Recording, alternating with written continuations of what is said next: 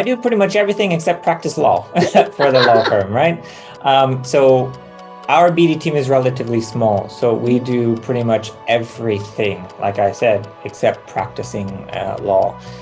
So we do all of the business development, marketing, website development, back office operations as well, financial review, financial analysis. So every day I put on a different hat, So I understand you've done graduation and masters in arts, right?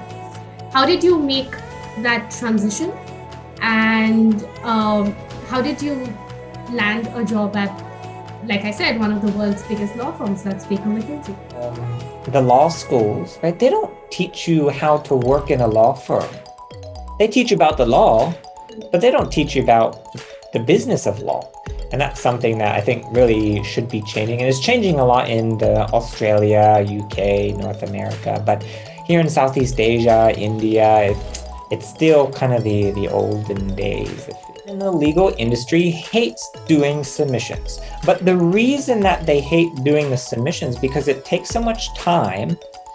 And the reason it takes so much time is every directory has a different form, right? So let's say your firm, you collect all of your sort of flagship matters, you know your credentials, you know the deals you've worked on. You still have to copy and paste all those. And me, who covers 5 countries, and each country has like 5 different practice groups, that's hours upon hours and hours of me filling in forms. So I found a way to sort of automate that a little bit to make that process a lot easier. But we've started a whole petition, and next year we're really going to start promoting and reaching out to these legal directories to come up with a standardized form. But I was just talking to, I think it was Mills and Reeve last week, and they were saying they reviewed how much time it took them to fill out submissions, and it was about £500,000.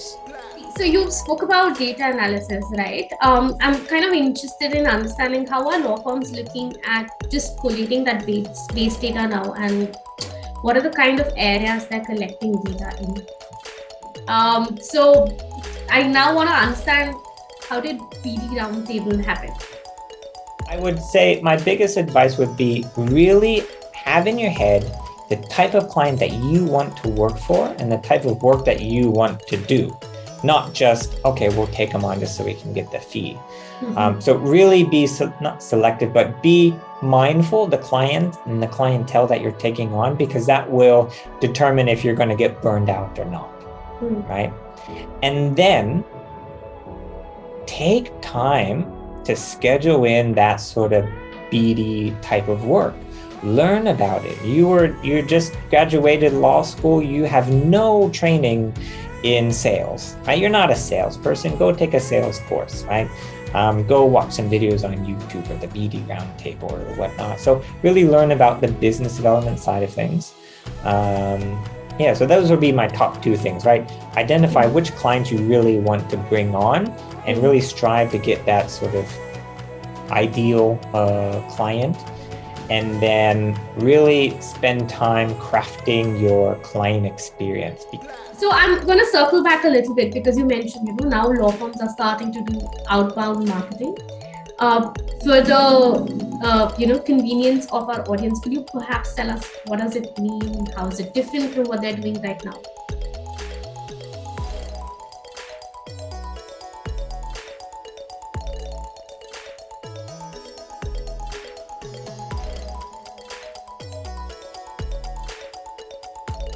Hi, Will. Thank you so much for taking out the time today and agreeing to do this interview. We've spoken before, and you're very, very big on the business development for law firms area in the Southeast Asia. So for our audience, Will currently is the business development manager for a law firm called Zico Law for the entire Southeast Asia region. He also founded the BD Roundtable, which is an organization and a community for BD personnel working in law firms. And they're trying to share information and make the information more accessible of how business development and marketing works for law firms, especially in very, very controlled jurisdictions such as the Southeast Asia regions. Apart from that, Will took the plunge into business development with one of the biggest law firms globally. That's Baker McKenzie.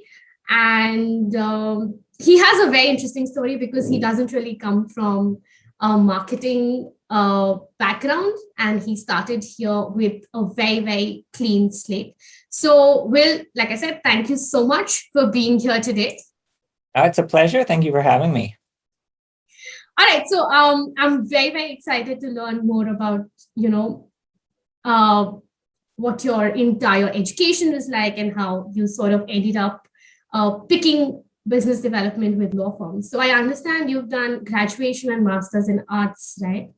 How did you make that transition? And how did you land a job at, like I said, one of the world's biggest law firms, that's Baker McKenzie?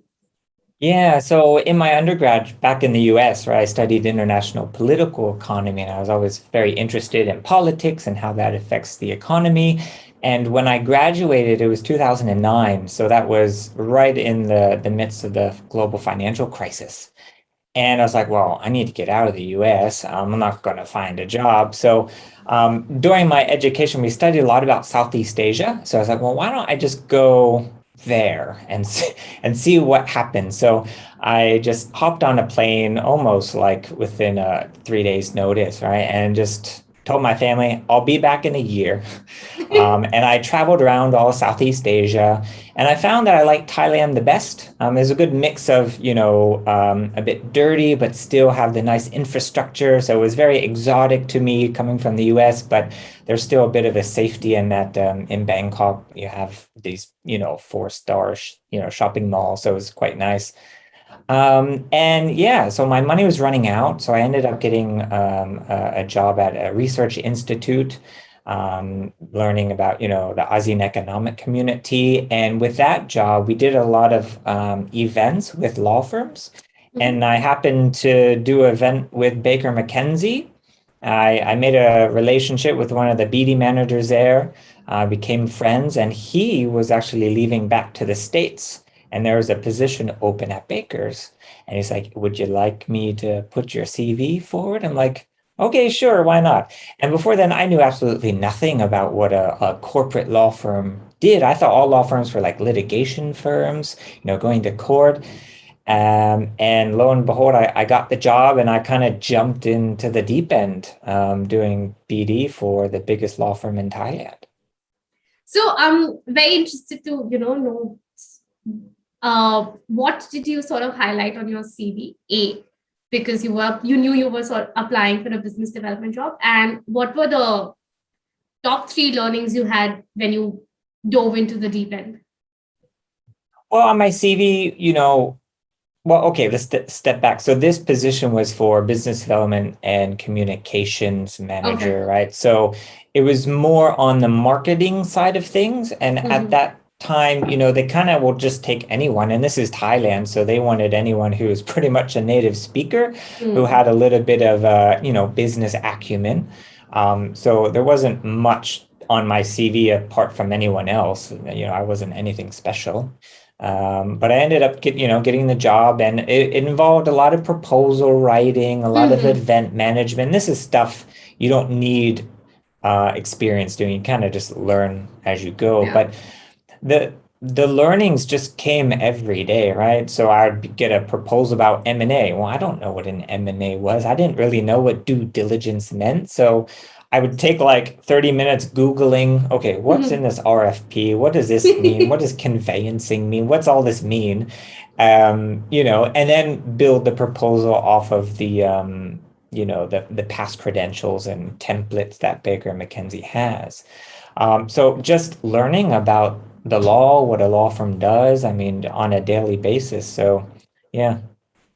And like I asked, what are the first 3 things you learned which have like held you in good stead since then?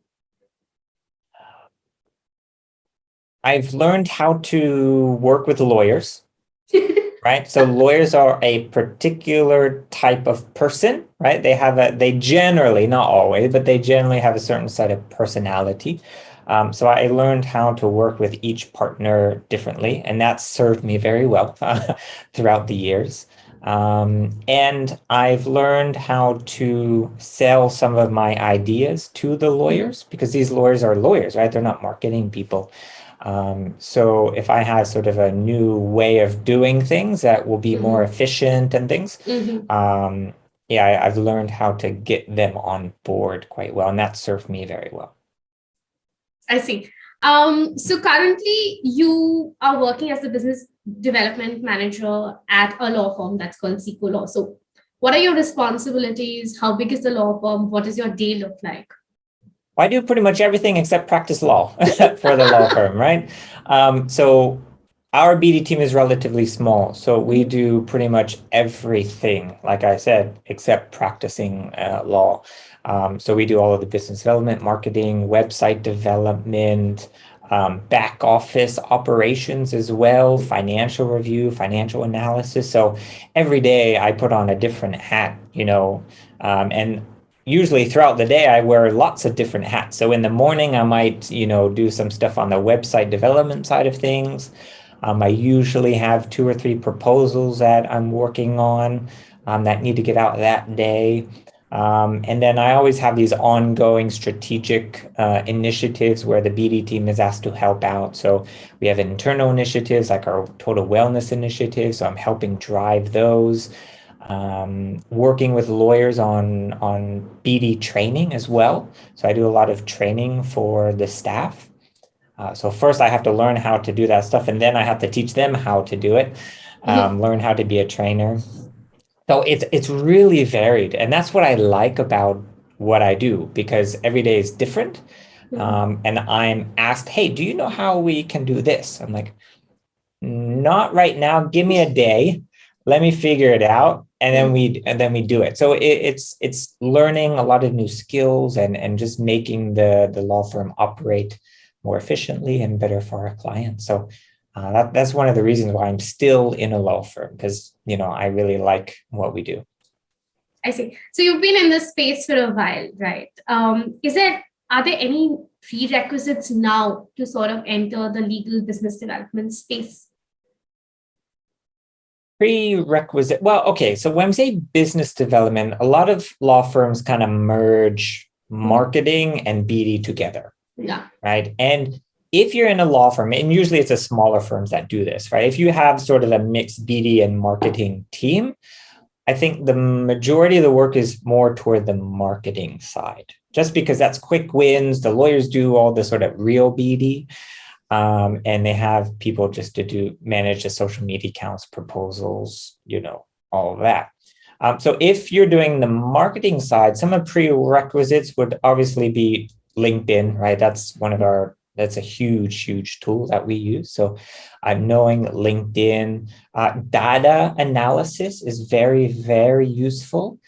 Because, looking at some of the client data that you get in the firm, finding trends in that data.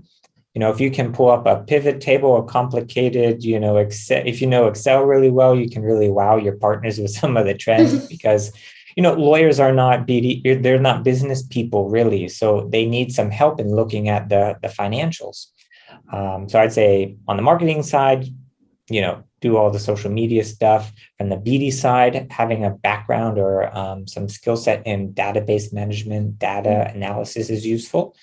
And as law firms start embracing outbound BD, really doing sales, having a sales background would be really, really valuable for those more progressive firms who actually embrace outbound business development. I see. So you spoke about data analysis, right? I'm kind of interested in understanding how are law firms looking at just collating that base data now, and what are the kind of areas they're collecting data in? Yeah, so typical law firm, right? You have someone on the BD team, they'll probably ask finance for a list of the financials, and they're probably just looking at the breakdown of fees that are coming in, maybe the realization rate, productivity of the lawyers, and the BD person will probably prepare a report for like a monthly partners meeting. And it's very basic, right? So it's just, okay, this practice group is doing well. This is our win-loss ratio for proposals. This is a realization rate, that sort of stuff, right? These Mhm. are the receivables, nothing too fancy. It's pretty easy to do. But one thing that's missing is connecting all of the other data points. Mhm. Right? That's something that I think law firms don't do well, right? So you have a CRM, right? So if you go to an event, you get a business card or you get someone from the website, having them funnel into your system and be able to track them all the way to an engaged client who's giving you Mhm. fees is something that I think a lot of firms aren't doing.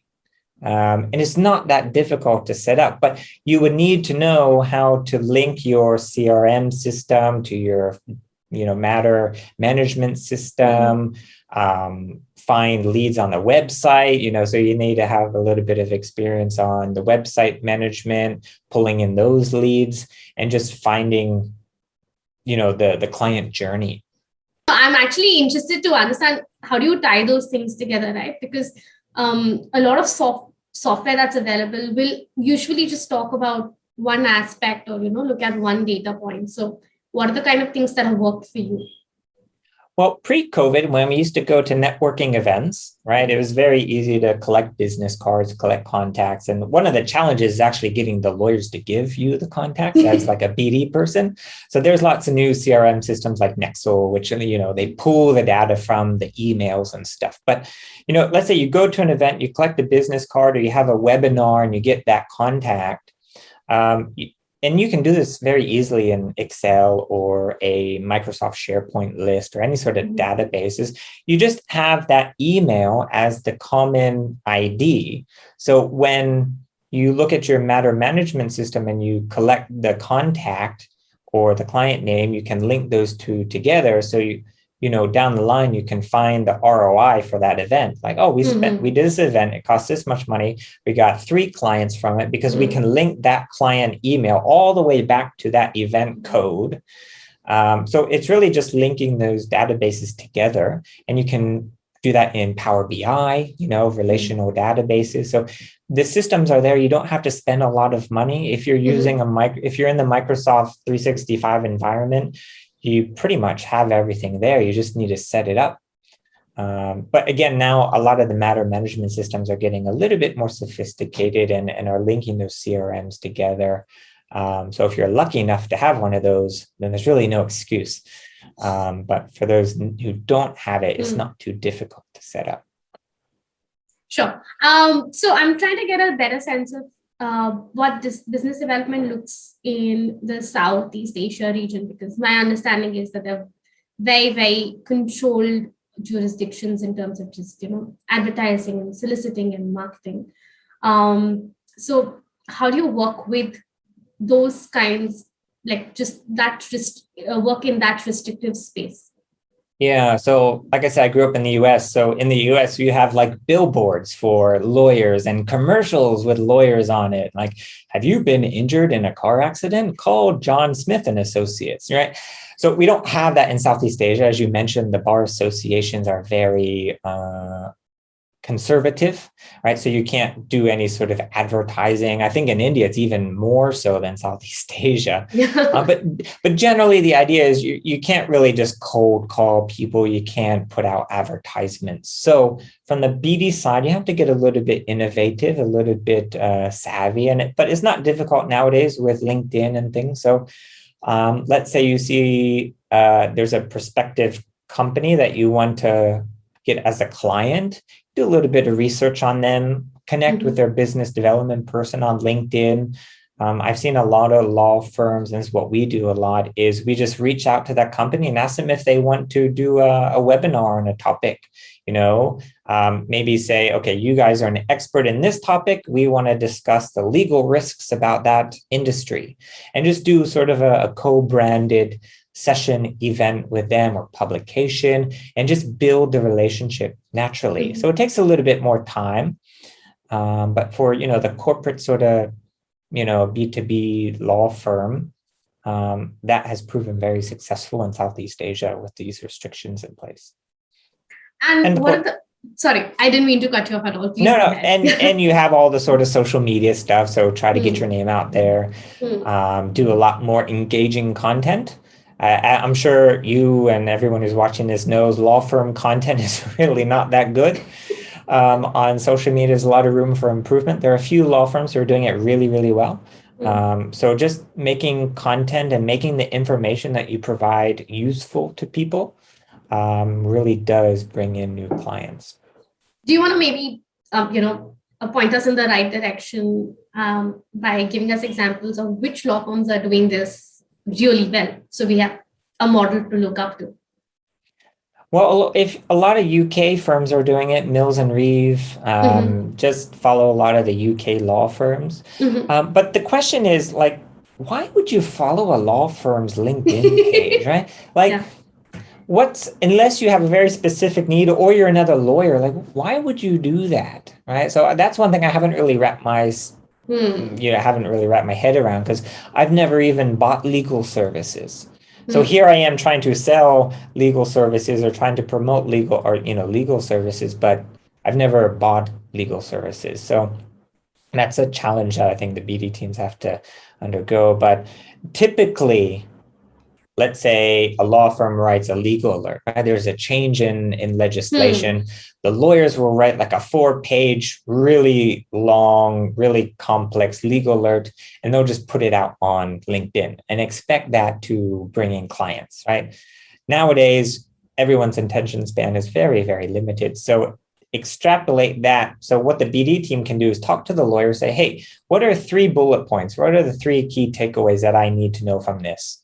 Right? Then you have a very clear idea of what is changing, what's happening, why would someone care?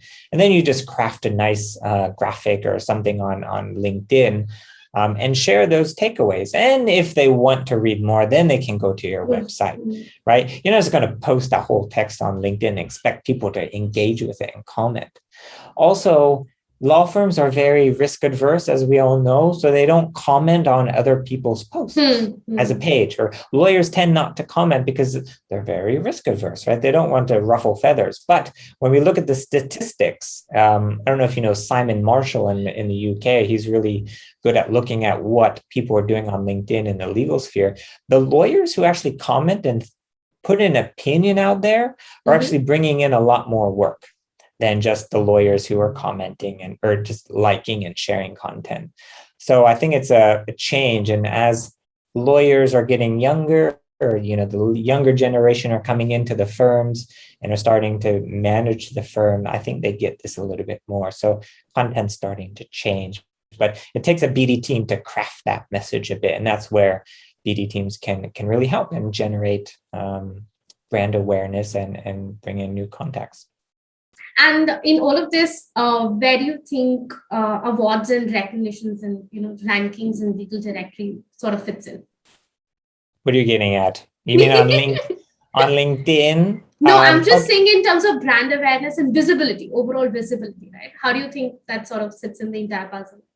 Okay, so we know there are, if you're in like a big law firm, corporate law firm, there are a lot of companies who have panels, right? Panelships, and they require their law firms to be ranked, for example, in Legal 500 as a band 2 or higher for the past 3 consecutive years, right? So law firms need to submit to Legal 500 chambers if they want to have that client.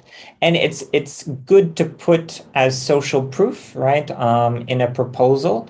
So if you have a really well-crafted proposal that clearly shows your band 1, band 2 in banking and finance, and then another law firm doesn't, that looks good, right? So clients generally will go there. And, we've interviewed lots of clients on how they found us, and they found us through chambers, Legal 500, they found us through the directories. So I think it's easy to get ranked if you're diligent in it. And the BD team has a very big role to play in filling out those submissions. And there's lots of ways you can make that process a lot easier, which we can talk about. But in terms of social media, I think it's very easy for firms just to say, oh, look, we've been ranked in this award, or we've been ranked. Well, who cares really, right? I think that stuff should be left to the proposals and put on the website. But it's fine to post every now and then, but if only your content on LinkedIn or social media is about awards and rankings, you might as well just stop. I see. So I'm actually, the reason why I brought this up is because I think you posted a Squid Game screenshot on LinkedIn saying that we're all like, let the games begin. We'll all try to submit the submissions that are due by their due date. Submissions are horrible. Everyone in the legal industry hates doing submissions. But the reason that they hate doing the submissions because it takes so much time. And the reason it takes so much time is every directory has a different form, right? So let's say your firm, you collect all of your sort of flagship matters, your credentials, the deals you've worked on. You still have to copy and paste all those. And me, who covers 5 countries, and each country has like 5 different practice groups, that's hours upon hours and hours of me filling in forms. So I found a way to sort of automate that a little bit to make that process a lot easier. But we've started a whole petition, and next year we're really going to start promoting and reaching out to these legal directories to come up with a standardized form. But I was just talking to, I think it was Mills and Reeve last week, and they were saying they've reviewed how much time it took them to fill out submissions. And it was about 500,000 pounds of time or of, fees that have spent on just legal submissions. So these bigger firms have the budget just to outsource it, right, to a legal directory advisory service. But some of the mid-tier, lower tier, they don't. So they just kind of bite the bullet and do it. And it's just ridiculous. So I hate legal directories, but clients tend to look at them. In theory, it's not difficult to send them your deals, right? It's just the administrative work is just ridiculous. So my goal in 2022 is to get all the, Magic Circle firms and everyone just to adopt a standardized legal directory form, right? And that you can just keep updated throughout the year. And then when a Legal 500, Chambers, IFLR come knocking on your door, please send us your submissions. Well, here you go, right? You just send it out and there you go. You don't have to waste time. So that's my goal for 2022. I mean, I'm going to sign up for that petition for sure, because I've been on the end trying to fill out submission after submission for various.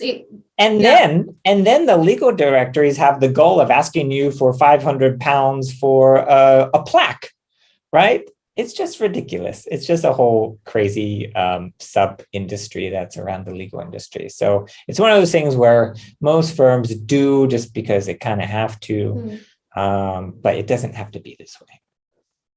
All right, we'll move away from this really, really touchy topic where we've all been at the at the end where we felt the burn of it.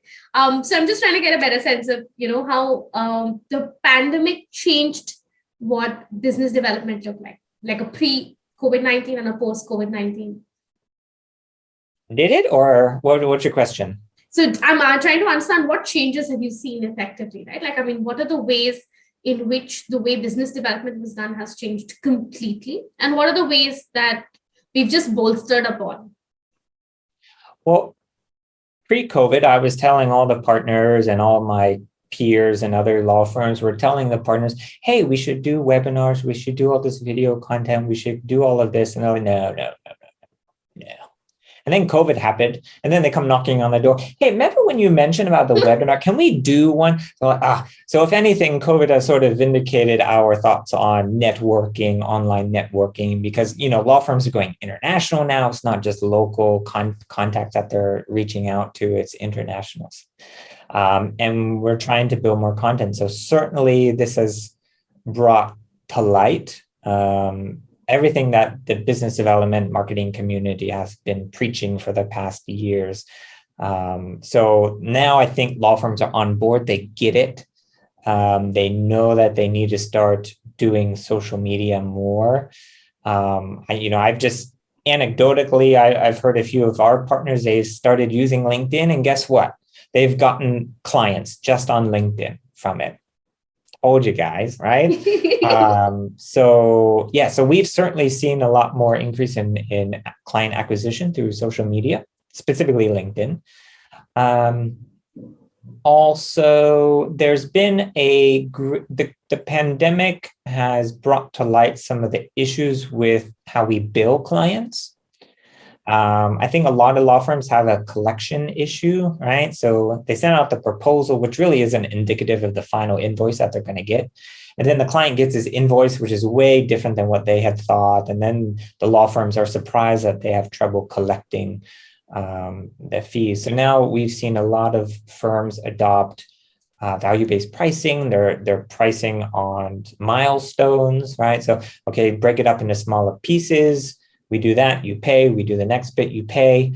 And that's changed a little bit how law firms are operating as well. Yeah. And just in terms of networking, right, and building relationships, also because now I understand there is a Zoom fatigue and a webinar fatigue. So, and I hope that doesn't happen, but in case we have to again go back to working remotely, right? What do you think are the things that we can do better this time over to ensure that the relationship is still being built out remotely? Well, the telephone has always been there. And just because we're doing it remotely doesn't mean you can't call the person, right? And for the lawyers in the firms, I think they've kind of gone back to basics and just touching in, having a personal note. So like in CRMs, we've added in a column just for personal notes, right? So if it's someone's birthday, if someone's graduating, like I was in a meeting where one of the clients noted that his daughter is graduating next year. And I made that a note, right? I noted that down. And then I reminded the lawyer, hey, this client, who's a really important client, we do relationship reviews with them every year. His daughter's graduating. Why don't you send a note? And he said, oh, yes, good. So the lawyer sent the note to the client, and just the response was great, right? Oh, thank you so much for that. So just having that human connection, just because you're working remote doesn't mean you still can't have that human connection. So that's where the BD teams can kind of help a little bit. If they're involved in those meetings, if they're involved in that sort of thing, help the partners, nudge them a little bit to pick up the phone. If you're going to invoice the client, call them first, give them a heads up, right? The client should always hear the fee before they read it, that sort of advice. So I think, yeah, doing a little bit more networking that way. And, you don't need to be on Zoom calls all the time. Just browse LinkedIn a few minutes a day, reach out to contacts, reach out to your old contacts that you haven't spoken to for a while. Just be a human, right? Have that relationship. I've made so many friends on LinkedIn, and they feel like my friends just because I take the time to reach out. So I think BD teams, they need to spend a certain amount of their day thinking about relationship building, and lawyers need to put in their schedule time to build that personal relationship with the contacts, not just through email. So just like every other industry, really. I'll keep that in mind. So I now want to understand, how did BD Roundtable happen? Yes. Okay. So BD Roundtable. So remember when I first came into Thailand, I didn't know anyone in the legal industry. I was thrown into the law firm. My first day on the job, I had a huge proposal that I had to do, and I had to prepare a legal 500 submission. So one of the things that I did was I went online and I tried to find some online communities for legal marketers.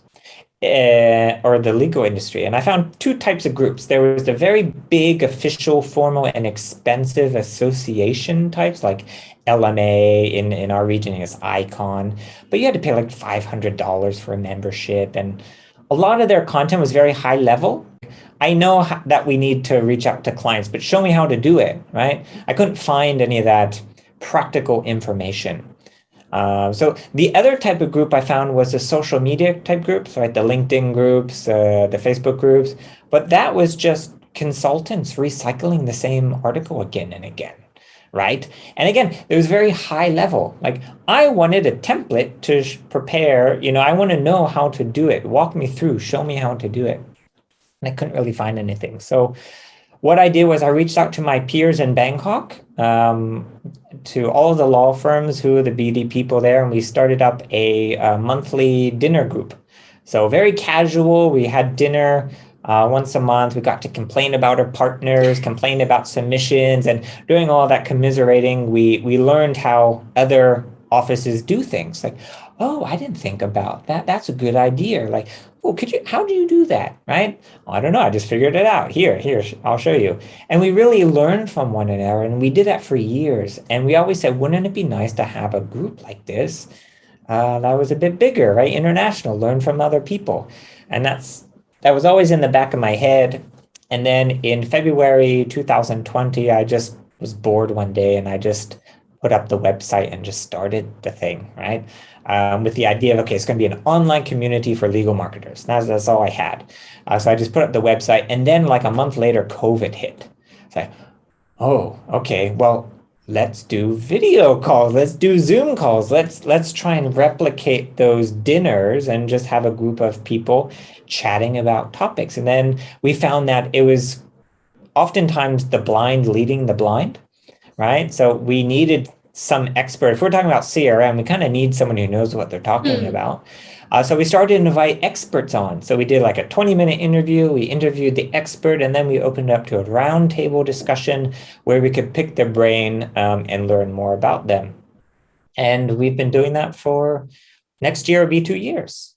So that's kind of how the BD Roundtable has grown. And we started reaching out. We have hosts in the UK and in North America, in India, and we're just building the community. So I've seen a lot of content on BD Roundtable. In fact, that's how I sort of connected with you on LinkedIn as well. I'm very excited to see what are your plans, and excited to know what are your plans with BD Roundtable. Where do you see it going from here? Because there is a lot of very useful, very practical content that's already available there. Yeah, so right now everything's just on the website, on YouTube. The videos are quite long. So we have like the 20-minute interview, and then we have the 40-minute roundtable, and there's really good information in there. So the next step would be to extract all the good bits and make some sort of like course or make some sort of training, and it'll be all free for BD teams. So extrapolate all the really good, useful information from those sessions. Because really, who's going to sit and watch a 60-minute webinar about legal marketing unless you're really devoted, right? So try to extract all that information into bite-sized information. We're going to start doing local sessions once those are available. So get back to the roots, get back to those dinner sessions. Another thing that I'm really excited about is we're going to start doing some legal training for BD teams. And when I say legal training, it's just sort of teaching the legal concepts. Like, remember when I first started at Baker's, I didn't know what a buy side the M&A transaction was. I didn't know what conveyancing meant. I didn't know what due diligence was. I just had to Google. So we're going to do some sessions with lawyers to teach us, hey, so at a high level, what do you do for clients? How do you actually help them? And how can the BD teams help you in this sort of practice group? What would you be interested to know, or how could we help? So that will be a sort of series of things. And then another thing that we're excited to do is sort of have a directory of legal tech. So there's tons of legal tech out there, right? But the BD teams don't have the time to do all the demos with all these people in person. So the BD Roundtable is going to organize a demo with different legal tech companies, and we're going to ask them questions from the BD perspective. Really ask sort of the what are your fees, stuff that they don't really share on the website readily. So have that like a 10-minute demo and put that on the website. So if you're looking for a CRM system, here are 3 really good options, and here are like 3 10-minute demos which explain how it could help your firm. So we're going to start doing that as well, and just only grow from there. That sounds like a lot of stuff to be looking out for sure. Like I, for one, am going to be looking out for the course, definitely. So I'm going to circle back a little bit because you mentioned, now law firms are starting to do outbound marketing. For the, convenience of our audience, could you perhaps tell us what does it mean? How is it different from what they're doing right now? Yeah. So when I say outbound marketing, that's more the traditional business development role in every other industry. Mm-hmm. Right? The legal industry seems to be on its own, who don't do a lot of sales. So this is effectively sales, right? So you have a person, a department in the law firm who have KPIs. They're trying to attract new clients, build those relationships. We did a session about outbound BD on the BD Roundtable. And it just takes a dedicated person who has a little bit of sales acumen, who knows a little bit about the legal industry, to go out there and hunt for clients. So when lawyers go to networking events, that's kind of what they're doing, right? They're trying to find prospective companies, building those relationships. And that's what we mean by outbound BD. Historically, and I'm sure in India, a lot of the BD teams are very reactive. There's an event, you prepare for the event. The RFP came in, you prepare a proposal, right? There's a legal alert, you prepare that. The lawyers ask for something, you give it. Where outbound BD is really trying to bring in the clients to the firm. And I'm starting to see on LinkedIn, many law firms have sales, in their job description, right? Or in their job title, client-facing business development manager. So the smart law firms, the smart managing partners realize that they're a business, right? Businesses need clients. You sell a product, and you need to figure out how to market and attract clients to that product. So outbound BD is all about sales and not making sales a dirty word in the legal industry, which I think lawyers tend to think that it is. But if you go back to the law schools, right, they don't teach you how to work in a law firm. They teach you about the law, but they don't teach you about the business of law.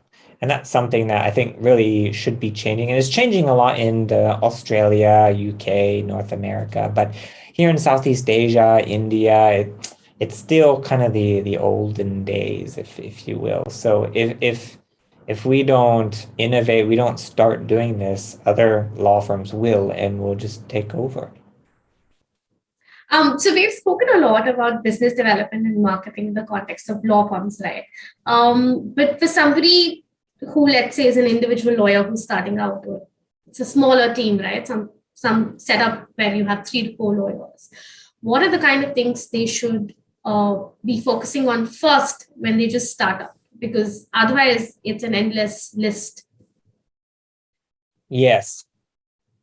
I would try to manage how much work you're taking on. I think it's the thing is, when you first start in a law firm, and I'm not a lawyer, so I don't know, but I would imagine you trying to get as much work as you can. You say yes, yes, yes, yes, yes to everything, and you're not really selective with the clients you want to work for.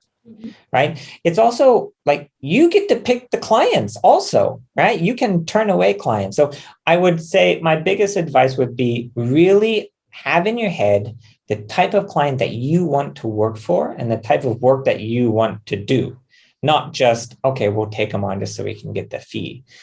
So really be not selective, but be mindful of the client and the clientele that you're taking on, because that will determine if you're going to get burned out or not.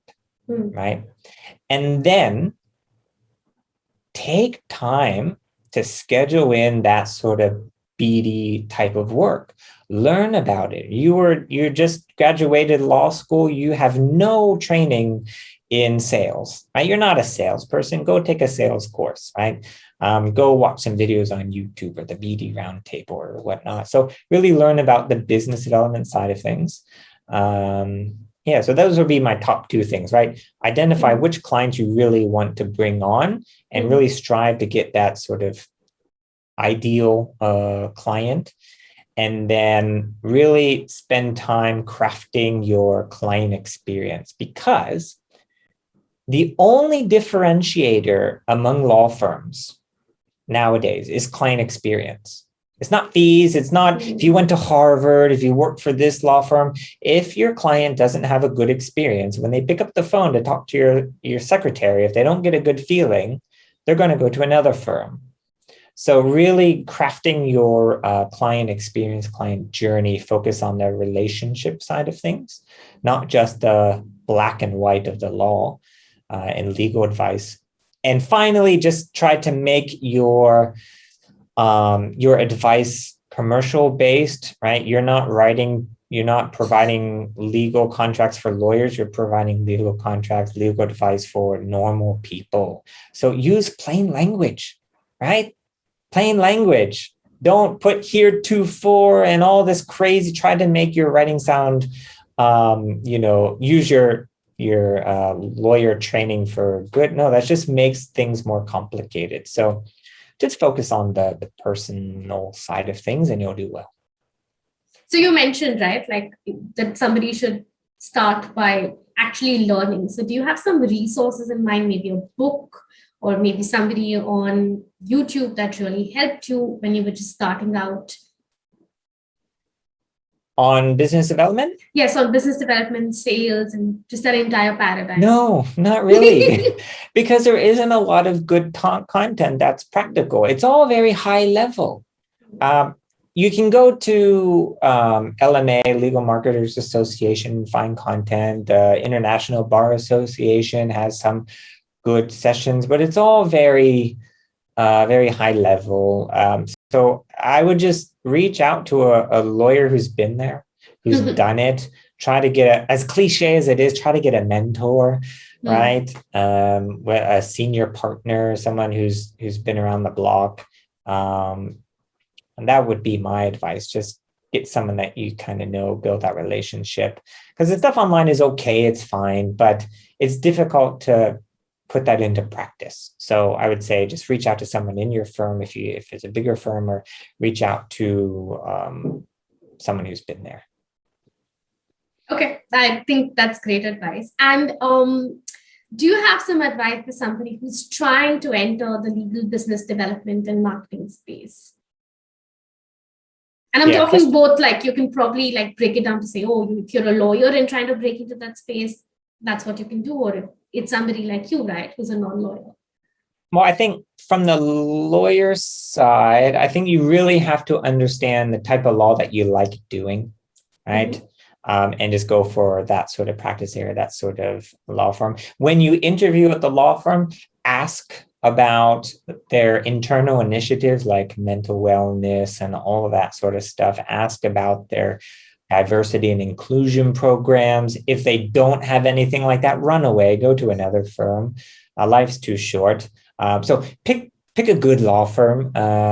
That may be easier said than done, but for someone like me, a BD person, marketing person, the biggest advice is before you start, have an understanding of what type of law firm it is, right? Is it a corporate law firm? Do they do transactional type of stuff? Is it an IP law firm? Have a basic understanding of that and make sure that's something that you want to do. And also the same advice as the lawyers, when you interview with them, ask them about all of these initiatives, make sure they're sort of a forward thinking firm. And they're not one of the firms that were stuck in the, the old days. I mean, anyone can join a law firm nowadays. You don't need to have a legal training. You might like the law, but I've talked to a lot of lawyers who've graduated. They've done the job. They've hated it, but they kind of like the law, but they don't like being a lawyer. And they make a perfect business development manager, right? So they have a little bit of legal background, but they have sort of that outgoing nature. They can, communicate with clients, talk cogently about the topic, the specific area of law. They make a great BD manager or outbound BD person. So yeah, just have an understanding of where you're going and know that there are good law firms out there who care about the lawyers and don't get trapped into a backwards law firm. All right. I think that's all the questions I had. Do you have any last thoughts or do you have anything you'd like to share? No, just generally on a whole, the legal industry is going through a lot of change right now. There's a lot of fancy words that are thrown around like legal tech and business, all that sort of fancy stuff. At the end of the day, it takes people like you and me to make the changes within the law firm. So it's an exciting industry. There's lots of changes that are going on. So it's a good option. So stick with it and good luck. Thank you so much once again, Will, for taking out the time today and having such a candid conversation with us. No problem. My pleasure. And yeah, I'm definitely going to put in the links of everything that you've mentioned so far in the description of this video so everybody can access it. And all the best for all your plans with BD Roundtable and everything else that you have on your plate. Oh, thank you very much. Hope to share some good news soon. Great. Thank you. Bye-bye.